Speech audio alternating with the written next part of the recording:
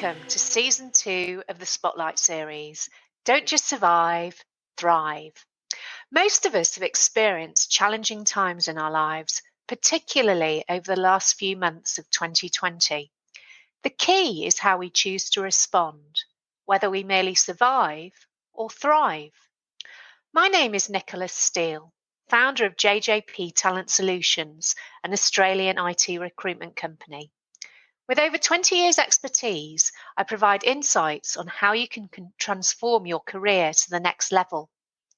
The focus of Season 2 is around reinvention and how we can thrive in the new normal. In this podcast, I speak to experts from a variety of professions, including HR, technology, marketing, and business coaching. I don't have all the answers. However, collectively, we can instill hope, clarity, and inspiration. I hope you enjoy listening.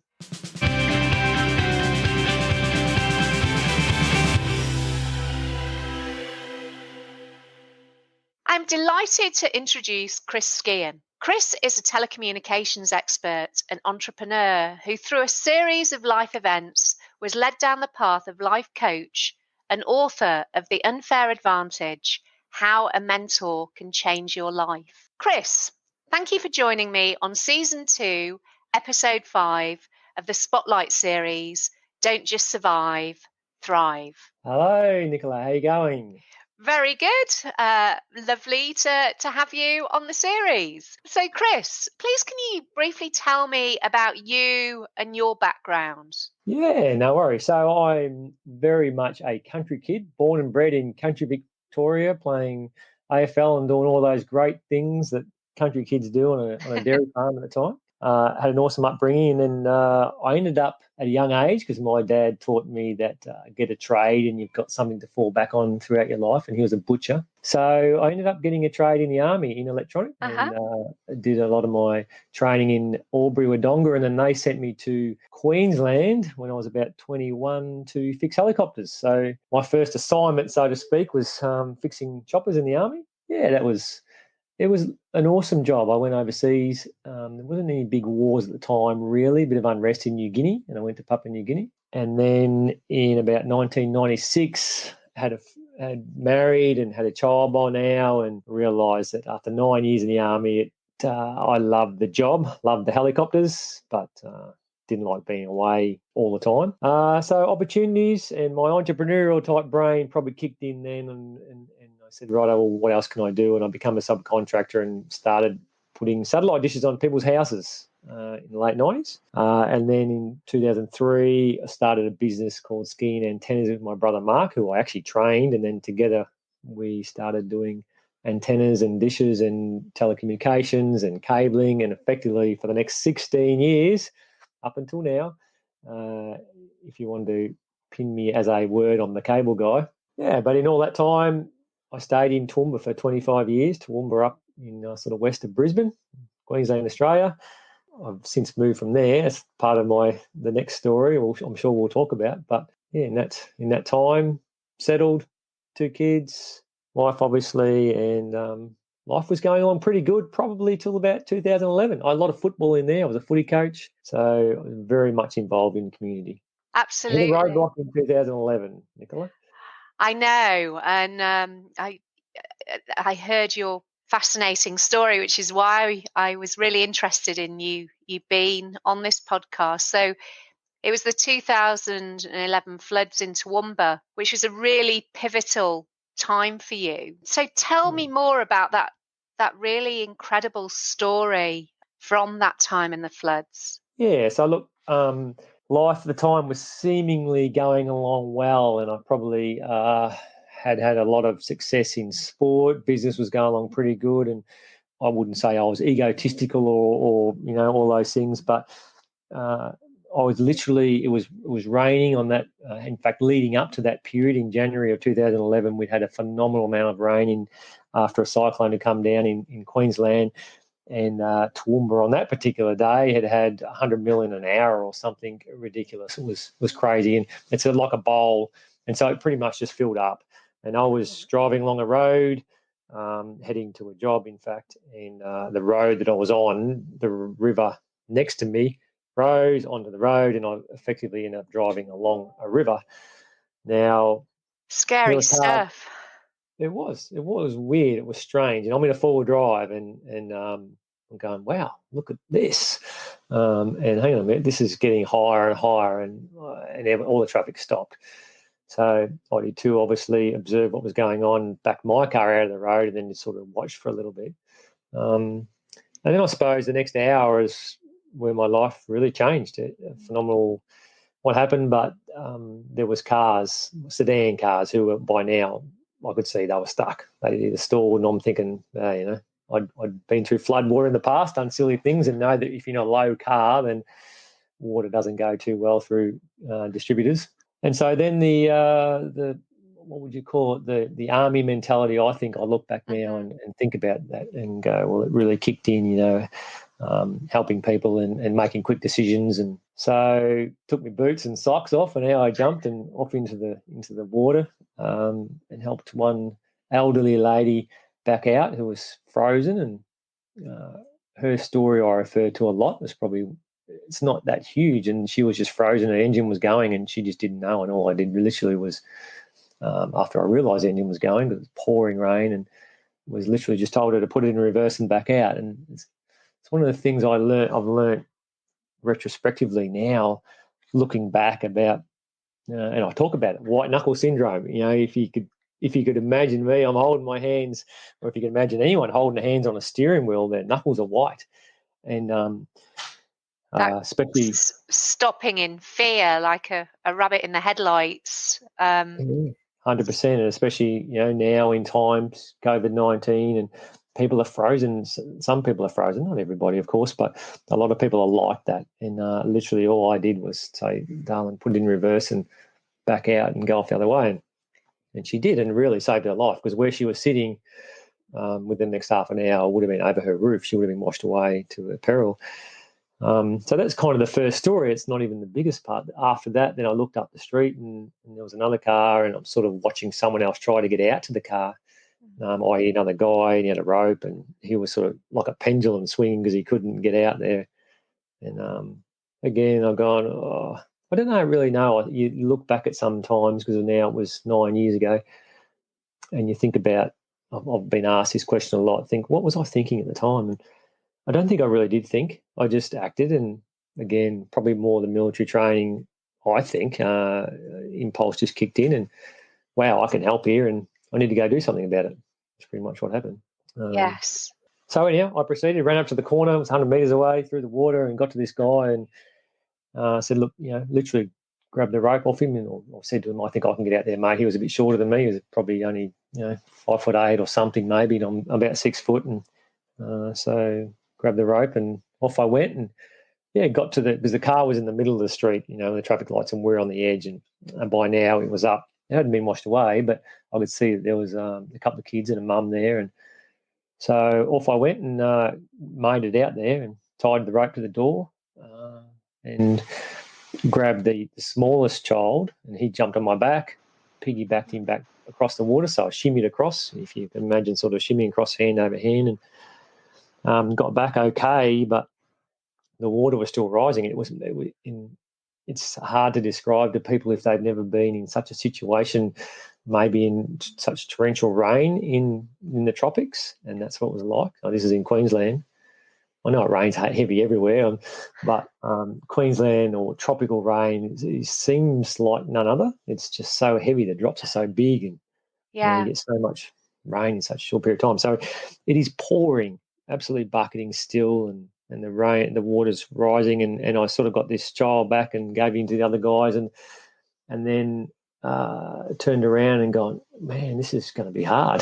Now I do remember thinking that, and as I tried to get back out to the car, I got washed, like not washed away, but because I'm hanging onto the rope, but my legs got washed out from under me, and so here I'm now almost parallel, scrambling to get on my feet again, and got up. That happened twice. I got out to the car, and I'm standing, and it's probably the first thing I remember now clearly, because you think about when I reflect, and you probably too, Nicola, when you reflect about things, it's more, a lot of the time you're reflecting, you think about how you felt, did I feel fear? Was I happy? You think about an experience and that was an awesome experience. That was great. Oh man, I was lots of ways of saying you were fearful. Anyhow, I do remember that feeling, going, oh no, I don't know how I'm going to get back, and it was more so, I probably wasn't even fearful myself. I don't know how I'm going to get back with this bigger child or the mother. And I'm pretty sure she won't be able to get back because I only just made it out. Yeah. Yeah. So these thoughts didn't last too long because the rope broke.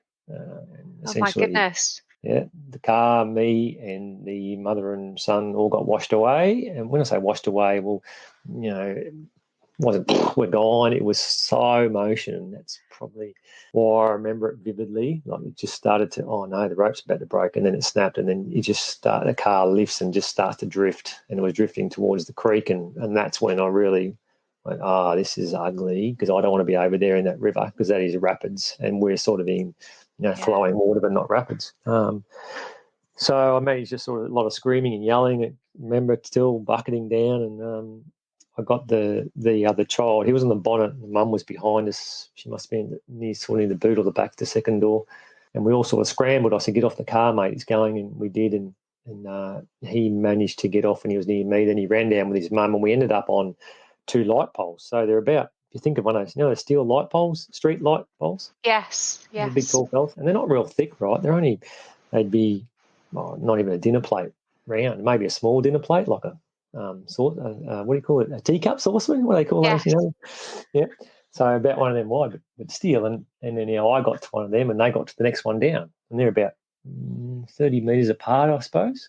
And so I basically planted a foot each side, and the pole was straight down my chest, and my arms around it, and I'm locked in. I'm thinking, okay, I'm pretty safe here. The water's at this stage probably around high legs near my hips, and they got to the next pole, but they were too far away and they couldn't hear me, and they weren't like I was, so they were on the sides of the pole, like hanging onto the side of the pole.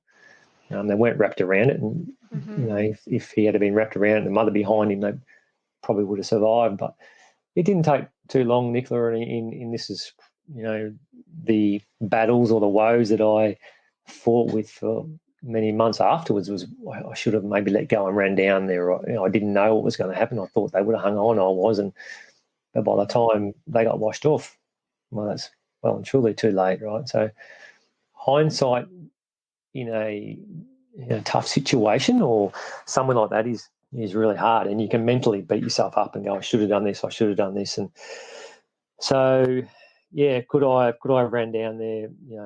I don't know, but they got washed away, yes, to their peril, and that's the really sad part of my story, and I watched that happen. I didn't know because they went under willow trees. You know what willow trees look like? Yeah. With low hanging branches. Mm-hmm. And they disappeared under the trees, and that's the last I've seen of them. And I didn't actually really know. I thought, hopefully, fingers crossed, if someone downstream would have plucked them out or found them. And so I went through the same, looking at these trees. Can I let go, run down there, jump up in the tree? Can I? I don't know where they've gone. And I was stuck there for the next 40 minutes, and the water got up to me shoulders, or just under me shoulders. Didn't go over my shoulders, and when you're in a situation like that, and you have all the thoughts. It really is a near-death experience, and I knew that. Okay, by the time it was getting higher and higher and higher, my chances of survival was getting less and less and less, and beating myself up, going, I should have got out of here. I should have ran down to that tree when I had, time, but I didn't know. And so that was that's certainly a time in my life where I look back and I talk about it in my book, yes, and I talk about it to people, and I certainly talk about that white knuckle, frozen thing, and talk to people about what it's like to be in a near-death experience where you're kind of still with it, though. It wasn't near-death in it happened in 2 seconds. It was near-death in it built, and I had 30, 40 minutes to think about things. Which is probably almost more scary than it being really, really quick. And those feelings of sadness and guilt as well must have been extremely, extremely difficult. Yeah, I probably wasn't thinking about the mother and the son because I actually didn't know where they were. Yeah. So I wasn't thinking about them then of guilt of, should I have done something? It was more of, I might not make it out of here. Yeah. My last resort was to climb the pole and I knew, again, from my military training that I could climb the pole, but I knew that I wouldn't be able to stay up there forever. Yeah. And at the time, there was cars going past me. This is the thing, and this is where my story unfolds, and where I talk to people on a holistic nature. I know we can have a chat about this in a minute, but while we're talking about this, is there were cars going past. There was this amazing amount of wheelie bins that went past, because of course everyone's a wheelie bin. It must have been wheelie bin day that day.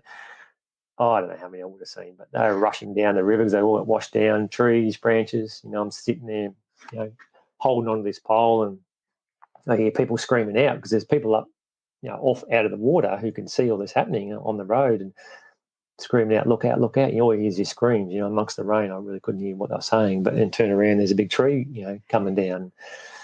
So the amount of debris that was going down that street and down the river was phenomenal. There was tanks, and the aftermath, when you look at the footage, was crazy. And so to think that I was pinned up against this pole and not one thing hit me.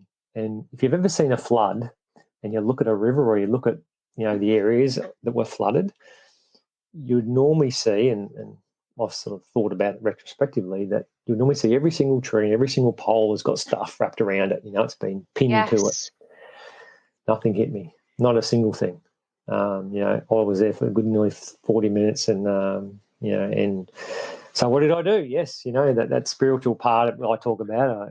Certainly I was raised a Catholic, and I prayed. I thought about those things. What can I do? I can climb the pole. I can, Then you go back to praying. Then you go, hang on a minute, maybe I can get that at a tree. And at one stage, I turned around, and there was a TV crew on me, TV camera, and I seen pointing straight at you. And all I could think about, and this is almost shame. This is almost a shameful part of this story, right? All I could think about was, all my mates are going to think that I tried to drive through the river, and I'm going to get this, shame on you, type. It's crazy, isn't it? Yeah. Sorry, I shouldn't. It is an extremely sad story, an incredible story. But as you say, you see the camera crew and you think, oh my goodness, my mates are going to really take the mickey out of me, because you shouldn't be driving through a flood. But thank you for that, telling me that story. It is really quite incredible.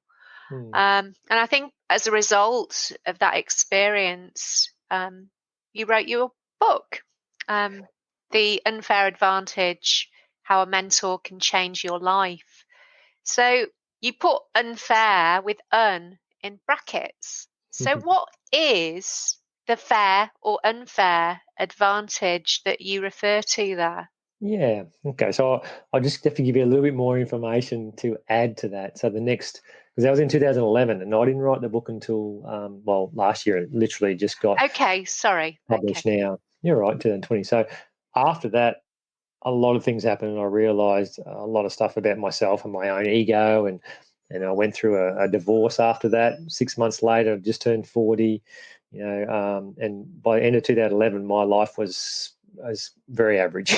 And, I certainly went through probably, wouldn't say I went through depression, but I certainly had, suicidal thoughts. I had all the symptoms of it. And just lucky that I had good family and friends around me. And it was subsequent years of trying to figure out, well, why was I saved? What's my purpose? Because it wasn't just to put, a TV antenna on someone's house, or put a cable up, and a bit of data in. There's got to be something bigger than this, Yeah. I shouldn't be here. And so I went on a quest, and I talk a lot about that in the book too. But it culminated in a lot of personal development, a lot of habits, getting around great people who encouraged me to get around more great people. And all these great people will also talk about habits and talk about, positioning yourself and starting the day with a win. And the easiest way to start the day with a win is to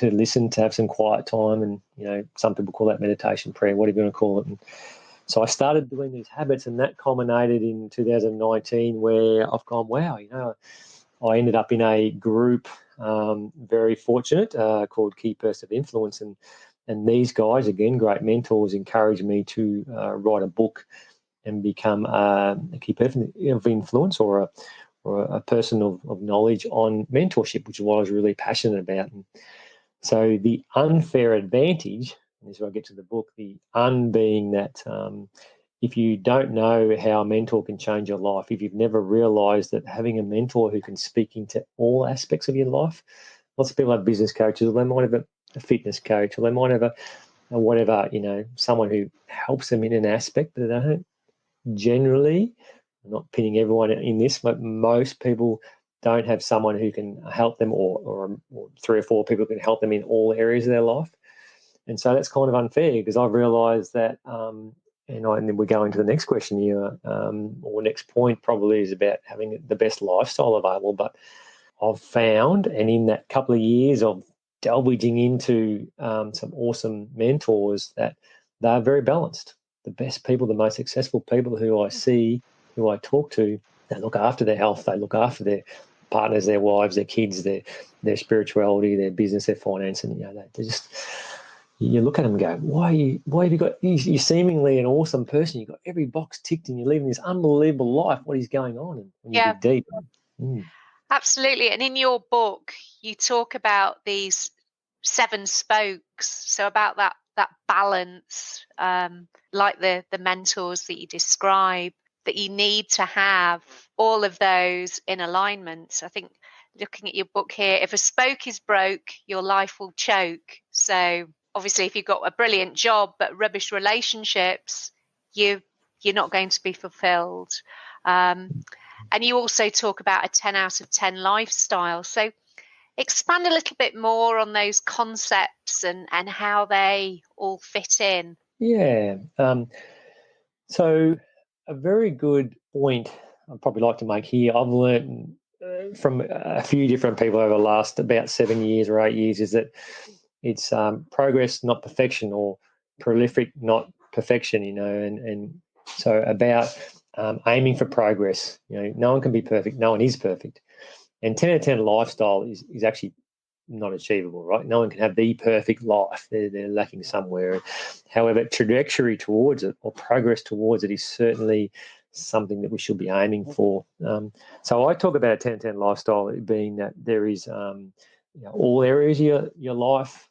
A couple of these spokes, you might not have a job. There's a spoke that's I call job, because that's like still 90% of the population. But if you don't have a job because you've just got a business and you've got assets and finance sorted, then you can literally just take that one out. But a 10 10 lifestyle for people who I've witnessed, and it's different for everybody. As I said, they've got some balance in there. And one of the very good analogies or examples, if I was in front of someone, if you think about the wagon wheel on the book, and you draw a 0 on the inside of the wagon wheel and the 10 on the outside of a wooden wagon wheel spoke, then we ask people to rate themselves, and grade a scorecard on that. For instance, where you can, I might be 3 on the community spoke, so I don't really do anything with communities. Or some people might be 10. They spend all their time at the bowls club or the golf club or what's something that women do, Nicola?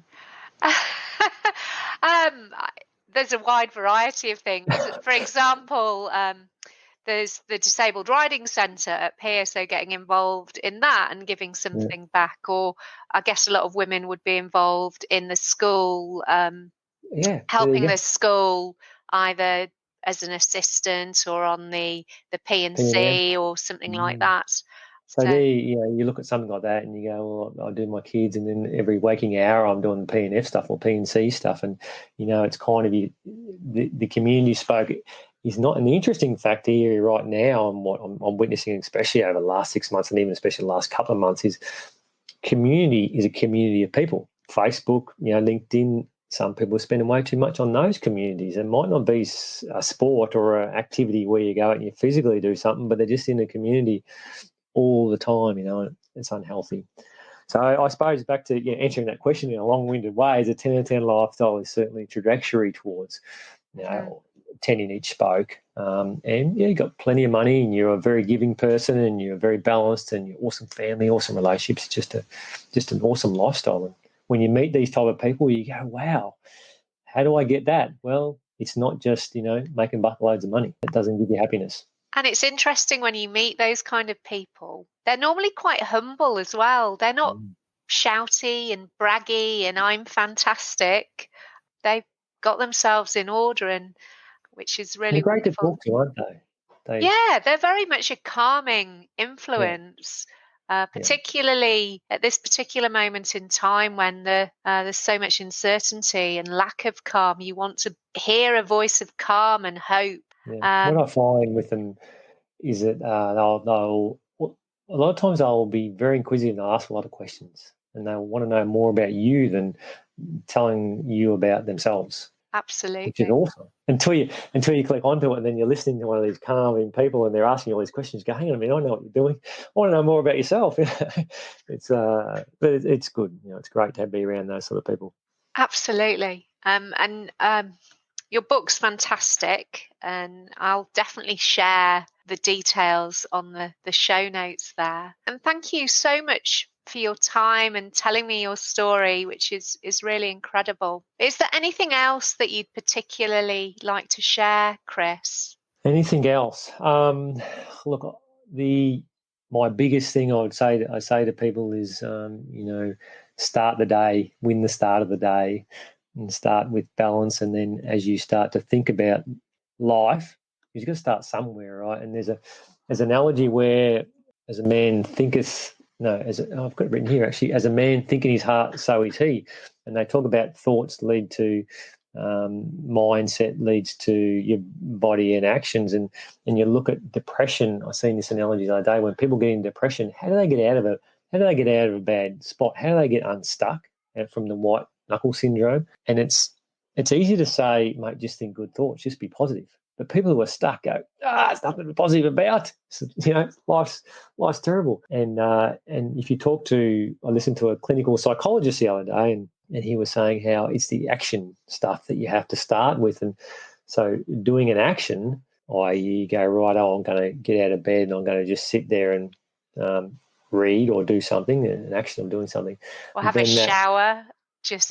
Can perk you up a bit sometimes. Just get going, and that helps your thoughts, and then the circle starts that way. So, and then of course, reach out for help. My whole purpose, my whole message is about getting mentor. It's the book on the bottom. It says how a mentor can change your life, and so we're not meant to do life by ourselves, and our ego is what prevents us from asking for help. And that was my biggest lesson, is to calm the ego and ask for help and be humble myself. Exactly what you just said before. I want to be that person. I want to be that really calm, humble person who people can listen to. Which you certainly come across as that kind of person, Chris.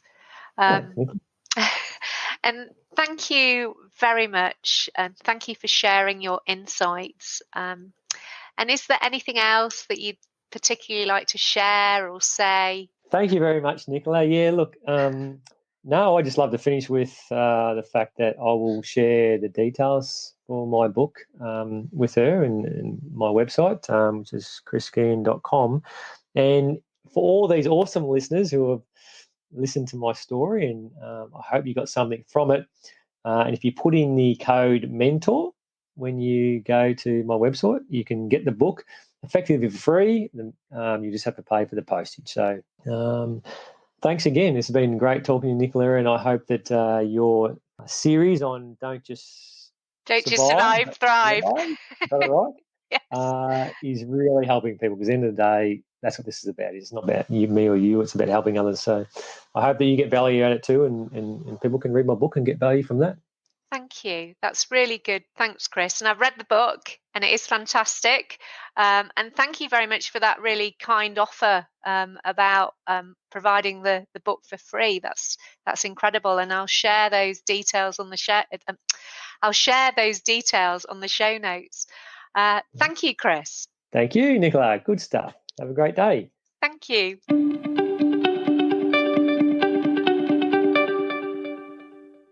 I hope that you enjoyed this episode. Please remember to subscribe, rate, and review. If you're looking for career advice, your next career opportunity, or to grow your tech team, then please call me, Nicola Steele, on 0499 773 546, or go to our website, jjptalent.com.au. The Don't Just Survive, Thrive podcast is part of the Spotlight series, which includes the YouTube channel, Spotlight on Software Development. If you want more insights into the software industry, particularly tech startups, then subscribe to the Spotlight on Software Development YouTube channel. Thank you for listening. Until next time.